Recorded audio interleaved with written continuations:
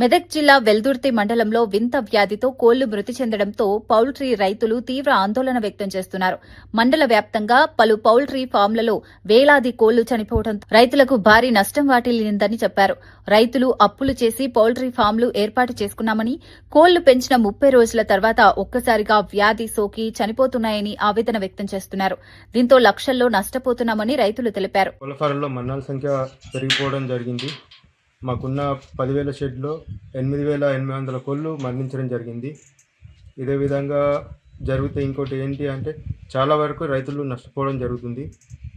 మేము కంపెనీ వాళ్ళ మీద ఆధారపడి కమిషన్ బేస్లో వచ్చే డబ్బులు కూడా లాస్ కావడం జరుగుతుంది. 32 రోజులు కష్టపడి ఇంత చేసినా కానీ మాకు ఫలితం లేకుండా జరిగింది. ఎంత నష్టపోయినావు?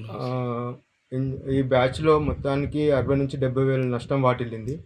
ఇంకో బ్యాచ్ తీసుకుందామన్నా భయంగానే ఉంది. ఎందుకంటే ఈ అంతు చికెన్ వ్యాధితో చాలా ప్రాబ్లమ్స్ వస్తున్నాయని చెప్పేసి రైతులు ఆందోళన చెందుతున్నారు.